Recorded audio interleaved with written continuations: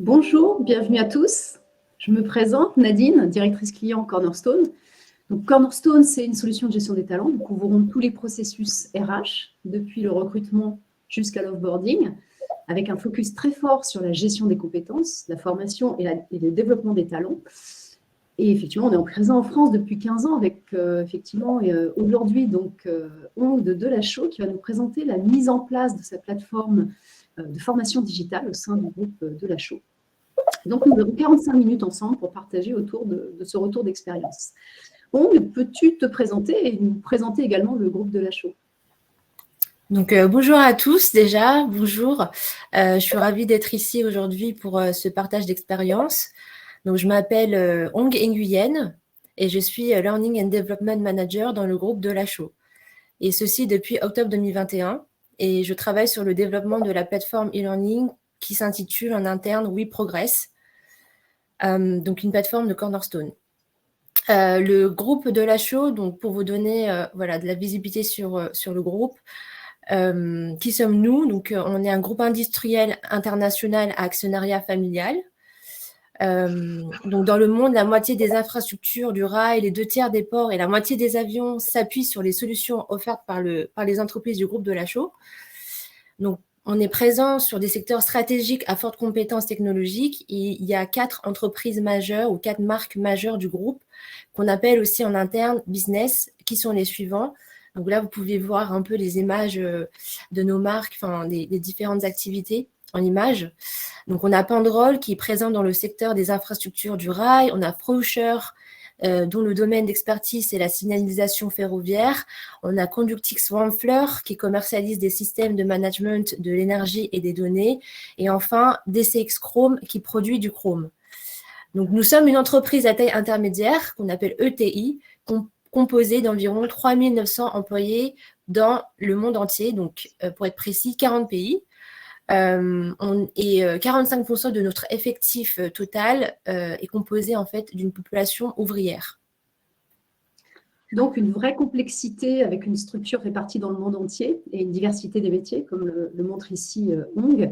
Est-ce que tu pourrais nous partager dans quel contexte et à quel enjeu répondait ce projet? Alors oui, bien sûr. Donc au niveau du contexte et enjeu du projet, en fait, tout a commencé en 2018. L'équipe de direction du groupe Delachaux a eu la volonté de mettre en place un outil de e-learning qui permettrait en fait à nos collaborateurs de développer leurs compétences et l'engagement aussi de leurs équipes. En effet, donner accès à cette plateforme permet à nos collaborateurs en général de prendre en main leur développement personnel, d'acquérir de nouvelles compétences techniques ou alors des compétences qu'on appelle plus soft skills et en apprendre plus sur leur environnement business, mais aussi leur environnement métier. Donc, il y a eu vraiment 3 enjeux clés à l'époque, donc en 2018. Premièrement, c'était vraiment de former tous les collaborateurs au contenu essentiel qui permet de sécuriser nos différentes organisations, et ceci de manière instantanée et massive dans tous les pays du monde. Je parle ici, par exemple, je pense aux formations, par exemple, au code éthique qu'on a mis en place, des formations sur la sécurité industrielle, la formation sur la sécurité informatique ou encore aux pratiques anticorruption. Nous partageons tous ainsi un socle commun dès que les nouveaux collaborateurs arrivent dans notre groupe. Deuxièmement, l'enjeu, c'était aussi de développer le transfert des connaissances via la création de modules en interne. En effet, chaque équipe ou bien chaque collaborateur peut mettre en ligne du contenu qui permet à une fonction, une population de renforcer son expertise par le biais de la formation interne. Avec cette plateforme, on a la possibilité aujourd'hui de partager nos connaissances et savoir-faire sans frontières et de manière instantanée. Enfin, je dirais le troisième enjeu, c'était vraiment de pouvoir extraire des données de manière instantanée, des indicateurs clés, des KPI sur la formation digitale qui permet d'analyser tout au long de l'année l'efficacité de nos actions. Effectivement, la plateforme devient aujourd'hui une véritable vitrine digitale de la culture et des valeurs de l'entreprise, de Delachaux. Elle va soutenir aussi l'agilité et la résilience de l'organisation, c'est votre capacité à rebondir voilà, avec l'incertitude qu'on connaît aujourd'hui. Alors, c'est particulièrement vrai, et on le voit chez tous nos clients, dans un contexte de travail hybride, où tous les collaborateurs ne travaillent plus physiquement au même endroit. Donc, on reproduit en quelque sorte une vitrine en ligne sur l'expérience, le vivre son entreprise depuis chez soi. Et le deuxième moment fort, c'est lors de l'intégration des nouveaux embauchés. Toutes les études le montrent aujourd'hui, l'entreprise qui va favoriser l'apprentissage, la curiosité des collaborateurs, va innover plus vite, va être plus performante, et on parle d'une amélioration de 20 à 30% des entreprises, des performances financières. Et ça, c'est relatif à une étude McKinsey qui est sortie il n'y a pas très longtemps. On reviendra sur cette culture learning qui est importante chez le groupe de la Chaux, et avec quelques statistiques qu'on partagera plus tard. Je vous propose un premier sondage pour notre auditoire ce matin.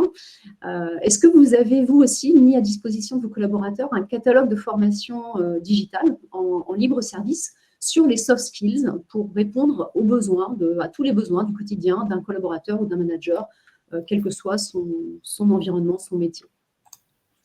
Je vous laisse quelques instants pour répondre.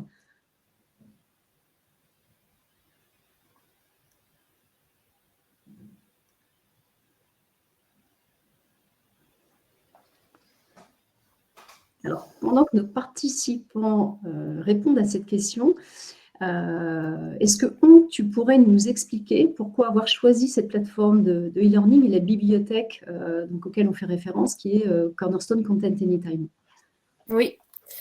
Alors, je vais vous montrer à quoi ressemble notre plateforme e-learning. Donc, vous pourrez le voir sur la slide suivante. Donc, comme le montre la page d'accueil apprenant de la slide, voilà, nous avons choisi la plateforme Cornerstone parce que, principalement, elle offre une flexibilité de personnalisation en fonction de nos business partout dans le monde, et un large nombre de contenus étagères multilingues. Donc là, quand je dis multilingue, c'est plus d'une dizaine de langues en libre service et mises à jour régulièrement. En fait, les contenus du catalogue sont automatiquement disponibles dans notre plateforme, mis à jour régulièrement, et offrent une variété de formats et de fournisseurs pour répondre aux différents besoins de nos collaborateurs. Voilà, il y en a qui vont aimer plutôt des formats à courte durée et d'autres plus longs, par exemple. De plus, en plus du contenu étagère fourni par Cornerstone, en fait, nous avons la possibilité de connecter cette plateforme e-learning à l'interne avec notre intranet, sans avoir, les collaborateurs n'ont pas besoin en fait d'identifier ni de mot de passe pour s'y connecter. Donc c'est vraiment ça facilite en fait l'accès à cette plateforme en interne. Donc la possibilité, voilà, de connecter la plateforme Cornerstone en SSO avec notre intranet. Donc aujourd'hui, pour vous donner un chiffre, nous comptons plus de 2600 comptes LMS actifs, et ceci dans le monde entier, dans le groupe de la Chaux. Merci. Effectivement, c'est un bel exemple de l'usage de la solution Cornerstone, qui est illustrée ici sur votre groupe industriel de la Chaux, avec des besoins divers de développement, donc selon les métiers, le pays. Et comme on le voit ici, Content Anytime, c'est une bibliothèque qui va être consommée, enfin, ça permet de consommer de la formation comme vous consommez aujourd'hui des films ou des documentaires sur Netflix ou vos playlists de musique sur Deezer.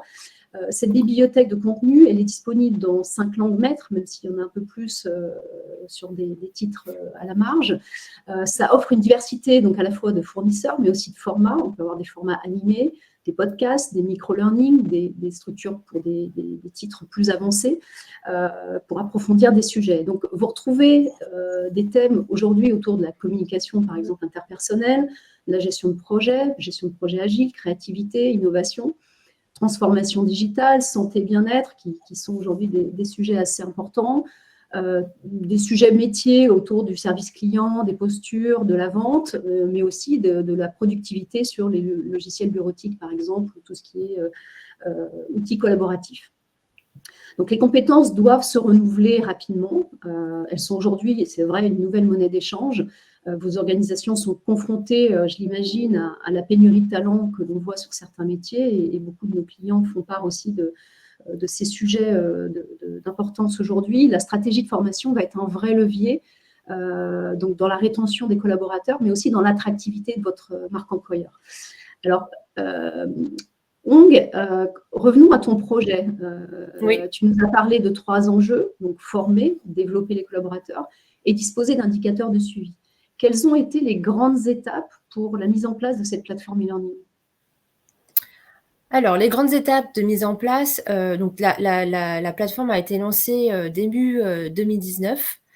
Donc, c'était un moment clé parce que voilà, c'était le lancement. Donc, tout d'abord, il a été décidé voilà, d'ouvrir la plateforme à tous les collaborateurs dotés d'une adresse email sans aucune distinction. Ensuite, en fait, on a décidé d'ouvrir également le catalogue étagère fourni par Cornerstone avec tous les modules disponibles, soit, donc pour vous donner un chiffre, 11 000 contenus. Donc, c'est beaucoup, en fait, 11 000 contenus. Enfin, le dernier parti pris, c'était qu'on a misé sur l'autonomie du réseau RH pour se former localement à partir de contacts d'agences de formation locales.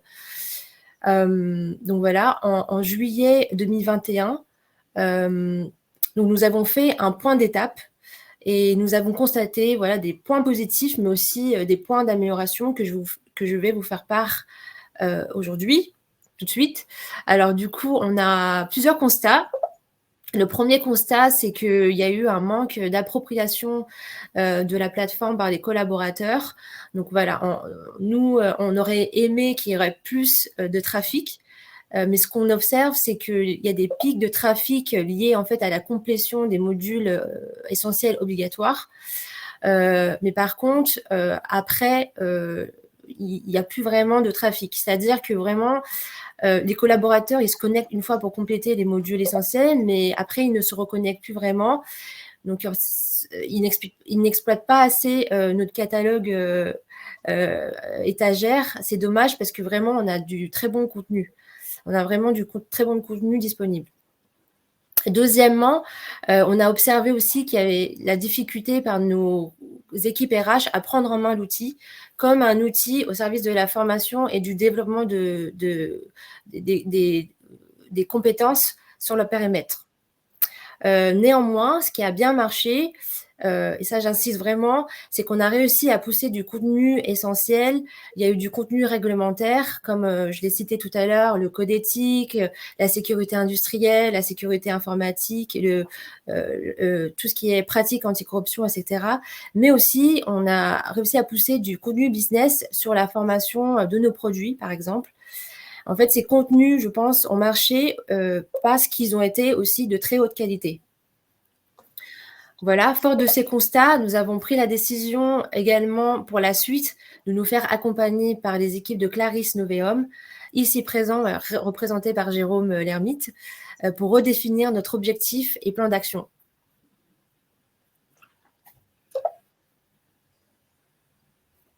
Alors, on va lancer une deuxième question. Ong, je crois que tu voulais interpeller nos participants. Oui. Voilà, je voulais avoir votre avis sur une question. Et vous qui nous écoutez, est-ce que vous avez réussi à faire venir vos collaborateurs sur votre plateforme de formation spontanément?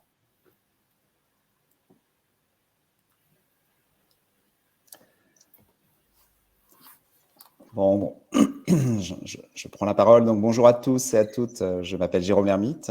Donc, je suis le cofondateur de la société Clarisse Noveum. Nous sommes un des principaux intégrateurs Cornerstone et sommes également spécialisés sur les dispositifs d'apprentissage digital. Voilà, alors ce qui est intéressant, c'est que le constat évoqué par Ong se retrouve chez d'autres clients. En fait, l'apprenant ne se connecte pas naturellement sur la plateforme de formation, même si des milliers de contenus attractifs sont présents. Donc ça, c'est un phénomène qu'on a observé chez d'autres clients. Et dans le cas du groupe de la Chaux, en effet, le choix de mettre en place en premier lieu des contenus de formation réglementaire est tentant et répond à des enjeux importants, c'est sûr, mais présente aussi quelques écueils. En effet, ces contenus sont souvent obligatoires et l'apprenant peut avoir le sentiment qu'on lui force la main. Voilà, donc vous l'avez compris, hein, lors de la mise en place d'une plateforme de formation, il y a bien un enjeu d'adhésion qui est important. Alors, fort des constats évoqués par Ong, nous avons proposé un accompagnement en 4 étapes.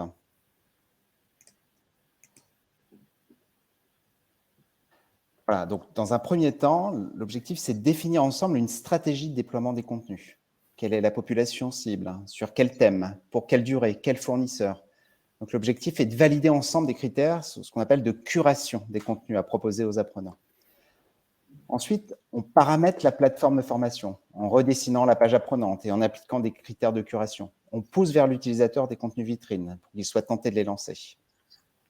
Ce qui est important également, c'est de former les utilisateurs RH, les RH justement sur cette plateforme. Donc, il y a eu là aussi une campagne de formation qui a été opérée par nos équipes Change. En troisième étape, et ça c'est clé, on market la formation digitale. Voilà, il ne faut absolument pas sous-estimer la partie communication. Donc, on la market avec des actions de communication, donc une vidéo du sponsor, des webinaires de présentation, des démos. C'est vraiment clé dans cette action marketing, justement, de faire venir, de faire monter, justement, les utilisateurs finaux. Enfin, on crée des indicateurs de pilotage, comme les taux de complétude, les taux d'inscription, les taux de connexion à la plateforme. Ça va nous permettre vraiment de piloter nos actions et de réajuster éventuellement notre stratégie. Alors, on va lancer un... Je ne sais pas si vous avez eu le temps de faire le deuxième sondage, mais on va lancer un troisième sondage. Alors, est-ce que d'après vous, ces 4 étapes vous semblent adaptées à votre contexte d'ouverture de votre LMS?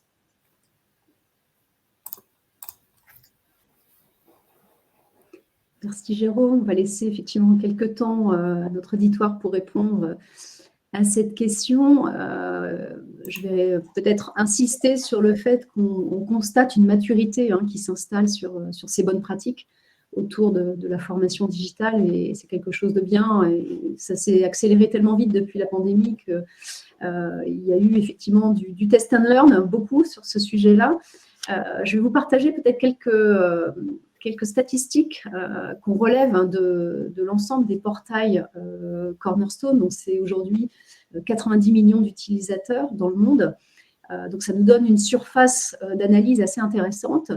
Et on a constaté une évolution très forte du temps moyen passé par individu sur le digital. Donc, notamment multiplié par 7 le nombre d'enregistrements à des contenus digitaux depuis 2020. Et si on prend juste le premier semestre 2022 comparé à celui de l'année dernière, 82% en plus du temps passé sur le digital en France. Et c'est plus fort que le reste de l'Europe, qui avait déjà avancé plus vite que nous sur ces sujets-là, mais aussi sur le monde. L'Europe, c'est plus 150%. En self-directed, en France, on est à plus 150% sur le self-directed learning, c'est-à-dire je décide moi-même d'aller chercher les contenus pour me former. Ce qui montre effectivement une vraie tendance à aller chercher des sujets qui permettent de répondre à nos problématiques du moment. Et ça s'accélère. Sur les thèmes consultés, qui évoluent aussi très vite, d'où l'intérêt d'avoir une plateforme qui va rafraîchir très régulièrement, tous les mois, les titres mis à disposition, c'est qu'effectivement, d'un continent à l'autre, d'un pays, d'un métier à l'autre, on va avoir des besoins qui varient. Et l'expérience pour chacun, elle doit être au rendez-vous pour créer l'envie une fois un cours terminé, d'en voir un autre, un peu comme quand je suis sur Netflix. Et peut-être Hong, est-ce que tu peux nous citer quelques exemples concrets, initiatives que Delachaux a mis en place à partir de juillet 2021, quand vous avez effectivement fait ce transfert? Donc, je vais vous raconter la suite de l'histoire. Donc, les actions mises en place après juillet 2021. Donc, à la suite de ces constats, nous avons décidé en fait de changer notre fusil d'épaule, donc de changer nos stratégies, c'est-à-dire de redéfinir les priorités en suivant les 4 étapes présentées par Jérôme plus tôt, et surtout en fait nous donner un objectif clé, donner envie avant de former. Alors, dans un premier temps, nous avons vraiment eu l'objectif de donner envie à notre communauté RH. C'était la première population cible qui est en fait le premier relais sur l'utilisation de la plateforme dans son intégralité. Et pour cela, il y a eu plusieurs actions qui se sont déclinées. Le premier, c'est vraiment, nous sommes revenus en fait à la centralisation des formations sur l'outil pour veiller à ce que chacun ou chacune des RH puisse se sentir accompagné. En fait, pour résumer, on a lancé en fait des formations sur mesure pour eux, pour qu'ils se sentent plus familiers avec cette plateforme. Deuxièmement, nous avons également travaillé sur des guides how-to, on appelle how-to en interne, disponibles en libre service pour les rendre de plus en plus autonomes. On a fourni des guides sur des questions en fait qui revenaient souvent sur certaines fonctionnalités de la plateforme. Donc, c'est des guides très pratico-pratiques. Et nous avons aussi travaillé avec eux sur le sens de leur action et de cet outil qui avait eu tendance à s'évaporer au fil du temps pour laisser place à j'ai une chose de plus à faire sur ma to-do list. Donc, dans un second temps, on a travaillé sur une autre population, donc c'était vraiment les collaborateurs du monde entier, afin de redécouvrir la plateforme en travaillant sur l'amélioration de l'expérience collaborateur. Donc, en effet, on a travaillé sur la simplification de la page d'accueil de l'apprenant. Donc ça, c'était vraiment un gros travail. Expérience collaborateur ou expérience utilisateur qui a été aussi améliorée par un gros travail de curation, de sélection de modules. Donc, je répète, on avait 11 000 modules au départ et en fait, on a réduit de 50%, ce qui est énorme en fait. Au-delà de l'expérience utilisateur, on a voulu créer du dynamisme sur la plateforme via l'animation de nos contenus.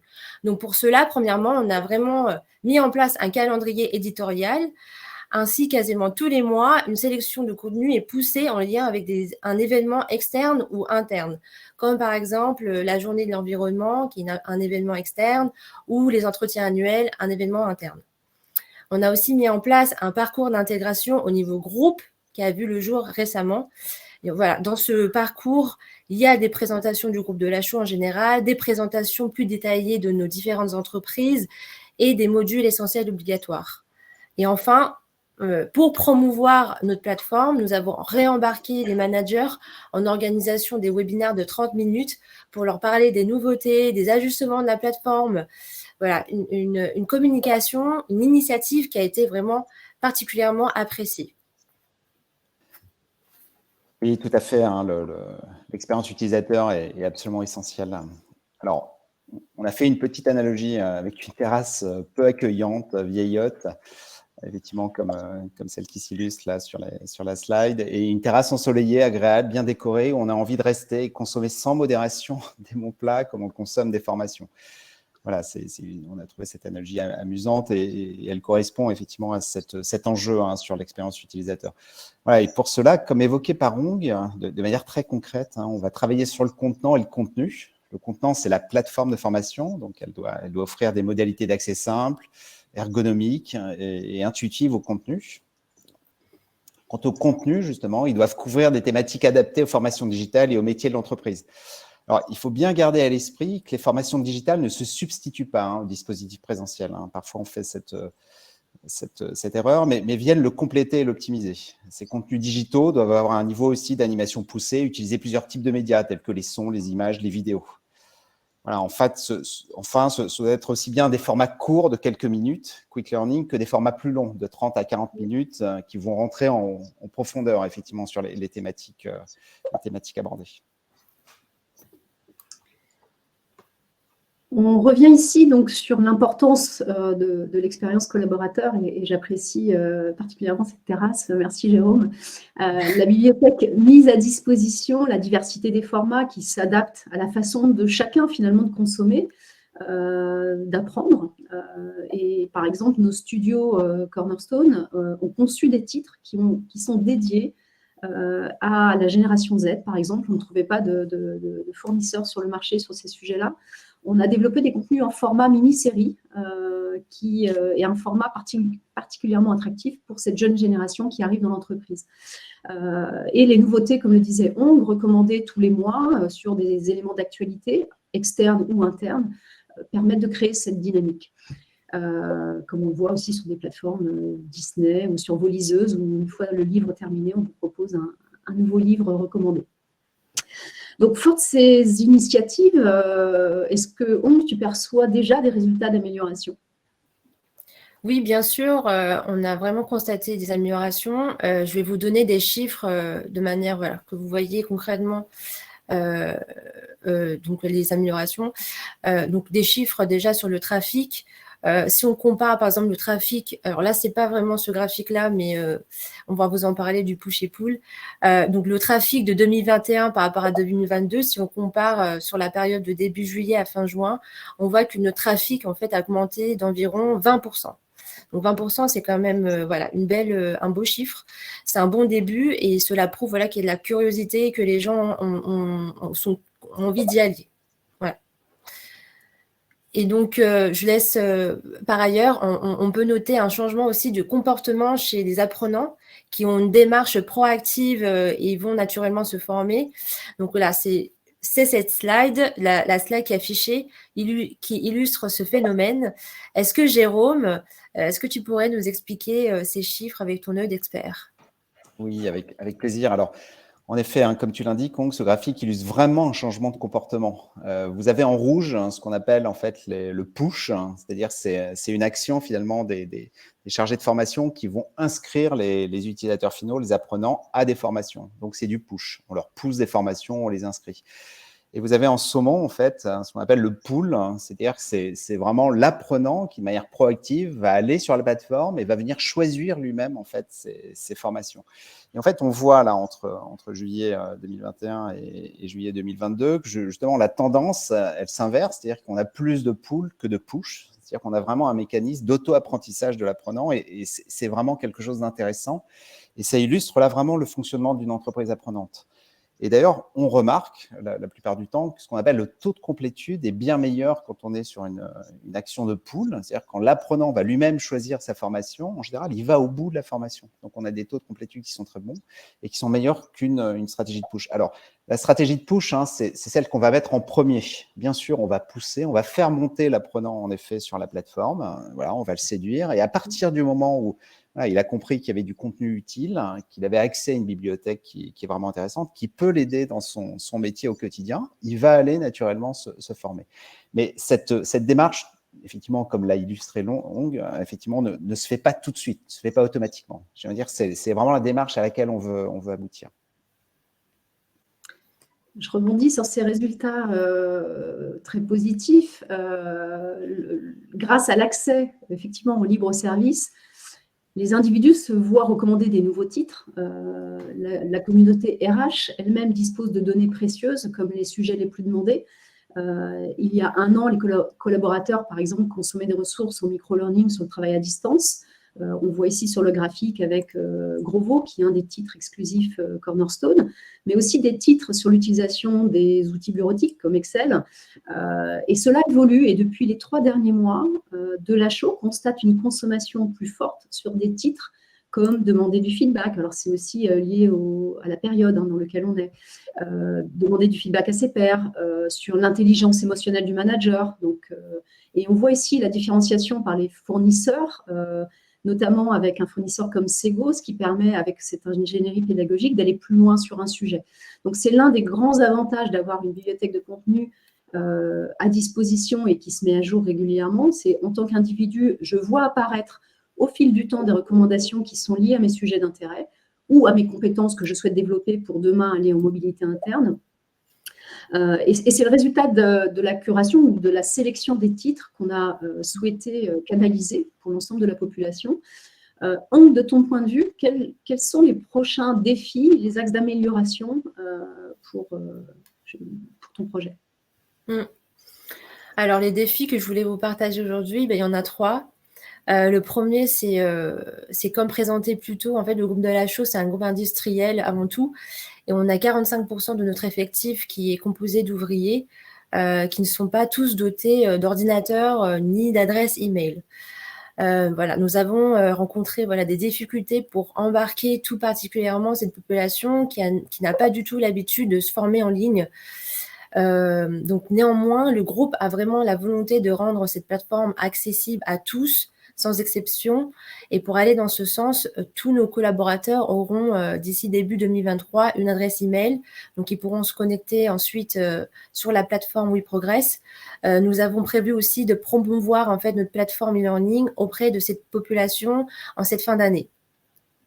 Deuxièmement, en fait, je dirais qu'il est parfois difficile d'embarquer notre communauté RH, même s'ils ont été formés à l'outil. En effet, la formation digitale, c'est un sujet important, mais pas toujours prioritaire dans leur quotidien chargé. La plateforme offre une grande possibilité de fonctionnalités, elle est très riche, mais nécessite tout de même une certaine expertise. Enfin, je dirais le troisième défi, c'est vraiment l'accompagnement en fait, des opérationnels dans la création de contenu. Les opérationnels s'intéressent de plus en plus à la plateforme pour transmettre leur savoir et leur expertise, mais ce qui est une très bonne chose, on est très content. En revanche, comment on répond à la demande de la création de contenu? Voilà, il y a derrière, voilà, j'ai constaté qu'il y avait un vrai besoin d'accompagnement autant sur le fond de la création de contenu, sur l'ingénierie pédagogique, que sur la forme via des outils de création de contenu. Cet outil e-learning est un outil au service du business, je rappelle, et non RH. Il est réellement indispensable si on veut que cette plateforme marche, de relier cette plateforme aux intérêts du business. Je te remercie, Young, pour ce retour d'expérience. Aurais-tu quelques conseils ou points de vigilance complémentaires à partager avec les participants ce matin? Oui, alors par rapport à mon expérience, je voudrais partager 3 conseils pour partir sur de bons rails. Donc, allusion à notre activité ferroviaire. Alors, tout d'abord, comme je le disais précédemment, en 2019, en fait, on a lancé cette plateforme en ouvrant tout à tout le monde. Et en fait, on est parti d'une très bonne intention, mais peut-être que nous sommes allés un peu trop vite dans la mise à disposition de nos contenus. Donc, pour le tout début du projet, c'est-à-dire un moment clé qui est le lancement, je conseillerais vraiment de commencer peut-être par ouvrir uniquement certains contenus, comme par exemple des contenus maison ou internes, à uniquement certaines populations. Pourquoi pas, par exemple, les managers qui, eux, peuvent ensuite devenir les ambassadeurs auprès de vos équipes.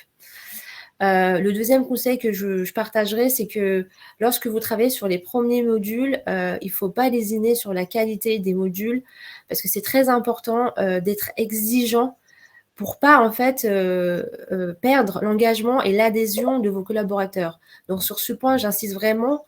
Si vous voulez continuer à retenir l'attention, l'engagement, donc misez sur la qualité de vos modules. Et le dernier conseil, le troisième que je partagerai, c'est qu'il ne faut pas sous-estimer le temps passé sur la plateforme. Il faut vraiment de l'appétence pour rentrer dans l'outil, il faut fouiller, il faut tester, il faut paramétrer, etc., etc. Il faut aussi au quotidien gérer une communauté apprenante. Et ça prend vraiment du temps. Et les résultats, en fait, c'est sûr, ça prend du temps. On voit du résultat, mais ça prend du temps. Lié à ce point, j'ai jamais travaillé sur une plateforme de e-learning avant mon arrivée dans le groupe et je suis la seule personne qui pilote ce projet. Donc, je me fais accompagner par Clarisse Noveum, qui connaît très bien la plateforme Cornerstone, les problématiques d'organisation liées au e-learning. Il m'accompagne quotidiennement dans la résolution des problèmes techniques, mais aussi nous apporte une réelle expertise et parfois même nous prête main forte dans les actions qu'on mène. Donc, je crois vraiment qu'il est important de se faire accompagner aussi sur ces sujets. Je rebondis sur ce que tu mentionnes, on constate en effet un profond changement dans les métiers de la formation, avec l'apparition du métier notamment de Digital Learning Manager, qui va s'appuyer sur l'outil, la technologie, pour déployer la stratégie de formation et de développement des compétences des collaborateurs, pour travailler sur le collectif aussi de l'entreprise et servir, comme tu le disais, les métiers, le business. Et particulièrement dans les périodes de changement telles qu'on les vit aujourd'hui. Donc, on perçoit la nécessité de mettre en place ces moyens humains à disposition pour devenir une entreprise apprenante. Et les graphiques qu'on a partagés un peu plus tôt le montrent clairement, cette conversion avec les utilisateurs qui vont chercher eux-mêmes les choses dont ils ont besoin au quotidien. Je te laisse le mot de la fin, Hong. Oui. Donc, je termine avec cette belle mosaïque des différentes personnes qui travaillent dans le groupe de la show. Je trouve que c'est une belle représentation des différents métiers. Pour le mot de la fin, peut-être remercier tout d'abord Parlons RH pour cette invitation et initiative. J'ai été heureuse de pouvoir être avec vous ce matin et j'espère que cette intervention vous aura permis de vous éclairer sur quelques aspects de ce vaste sujet. Donc, chez Delachaux, en fait, nous croyons très fortement à la collaboration et à l'amélioration continue. J'avais envie de terminer avec ça. le déploiement d'une plateforme de e-learning, c'est pour moi avant tout une expérience humaine, d'aventure collaborative, collective. Et c'est un chemin pas tout à fait bien tracé, comme vous le voyez par rapport à notre histoire depuis 2018, mais sur lequel voilà, on avance tous les jours, petit pas par petit pas. Voilà. Merci. Je laisse Nadine terminer et Jérôme. Nous arrivons au terme de ce partage. Alors, il nous reste 10 minutes avant la fin. On peut prendre potentiellement quelques questions. Donc, je vais me diriger vers le sas des questions pour voir effectivement le type de questions. Donc, il y en a notamment une, Ong, pour toi, donc, concernant les contenus digitaux. Donc, est-ce qu'ils sont loués? Est-ce que vous en êtes propriétaire? Comment tu gères dans le temps le renouvellement de ces contenus? Alors, comme je l'ai dit, donc la plupart de nos contenus, donc la partie contenu étagère, ça fait partie d'un package avec Cornerstone.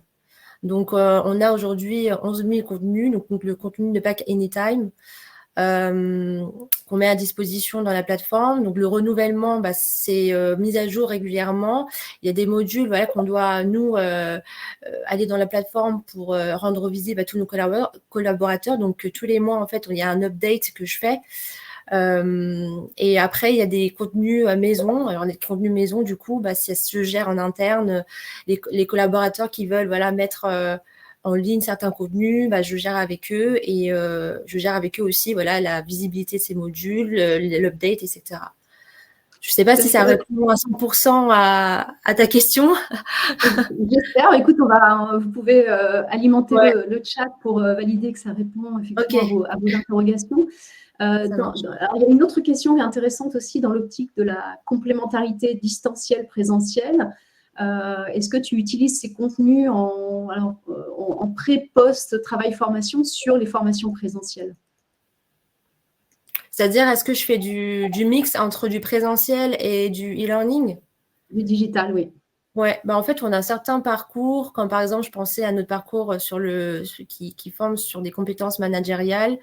On a des formations en présentiel, mais on essaie aussi d'agrémenter avec du digital learning, donc des modules, par exemple, des modules sur YouTube, TED, par exemple, qui sont assez inspirants, qu'on met à disposition à nos collaborateurs. On dit, avant la formation, vous pouvez, on a deux, trois modules que vous pouvez avoir accès et que vous devez compléter, avant de commencer la formation ou alors post-formation, comme tu dis. On a 2-3 modules complémentaires qui permettent de compléter un peu ce que vous avez pris pendant la formation présentielle. Il peut y avoir aussi des modules qui soient entre deux formations aussi, pour pas perdre en fait le fil. On peut mettre à la fois des exercices, mais aussi des modules de formation, des contenus un peu inspirationnels type TED. Merci, effectivement. Et ces programmes blended, on les voit de plus en plus et ça permet aussi d'optimiser.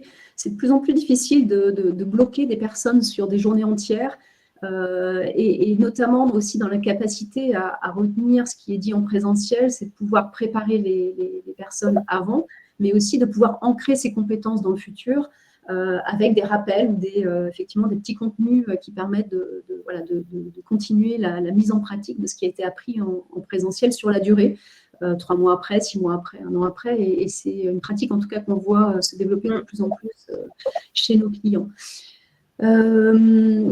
Est-ce que, alors dans la plateforme, il y a effectivement un système de notation 5 étoiles. Alors, ça revient un peu à la question qui est posée sur le taux moyen d'évaluation sur les contenus qui sont en pool, c'est-à-dire que les individus vont aller chercher eux-mêmes les titres qui les intéressent entre 1 et 5 étoiles. Est-ce qu'effectivement, tu as une idée de la proportion que tu vois aujourd'hui sur le portail de Lachaud?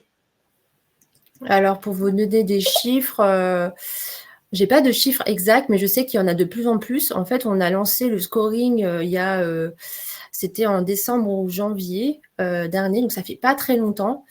Et en fait, je vois, alors j'ai pas les chiffres exacts, mais je vois qu'il y a de plus en plus de modules où il y a des collaborateurs qui notent, donc 1, 2, 3, 4, 5 étoiles, et qui commentent aussi nos modules. Donc, je trouve que c'est vraiment très positif, en fait, l'évolution par rapport à ce qu'on a mis en place par rapport au scoring. Ça permet en fait à la fois, vous savez, dans les filtres, quand vous allez dans la barre de recherche et que vous recherchez les modules, de bien, enfin, on peut sélectionner par scoring, par exemple, on peut filtrer par le nombre d'étoiles. Si on veut voir juste les modules à 5 étoiles, bah, ça permet aux collaborateurs de se repérer aussi dans le catalogue, de se dire voilà, les 5 étoiles égale des modules, sont équivalents aux modules que les personnes jugent de bonne qualité. Donc ça, c'était l'avantage qu'on a trouvé, et il y en a de plus en plus qui le font. Ouais. Super. Alors peut-être une dernière question, on approche de la fin. Une question autour des emails. Est-ce que vous avez utilisé pour ce projet des emails perso ou pro? Alors, de ce que tu nous as dit, il y a effectivement une grosse population ouvrière pour laquelle vous allez définir des emails professionnels. Donc à ce stade, pour l'instant, ça a été limité à toute la population qui a un email professionnel de la chaux. Oui, exactement. On ne considère pas les emails personnels, par contre. On considère uniquement les emails professionnels dans le groupe de la chaux. Ouais. Ok, très bien. Parfait. Bah, écoutez, je pense qu'on a couvert le sujet sur la mise en place de cette plateforme digitale au sein du groupe industriel de la chaux. J'espère que ça vous a été utile. N'hésitez pas à mettre quelques éléments dans le chat si vous souhaitez. Il reste 2-3 minutes. On va donc quitter la salle maintenant. Vous laissez peut-être respirer 3-4 minutes avant la prochaine session de Parlons RH. Et encore merci à Parlons RH pour l'organisation. Et n'hésitez pas à nous contacter, voilà, pour prolonger les discussions, pour le partage d'expériences. Nous avons mis voilà, nos différents emails. Donc n'hésitez pas si vous avez voilà, envie de prolonger ces échanges. Merci On, merci Jérôme. Merci à Bonne tous journée et à toutes. tous. Merci, bonne journée. Au revoir.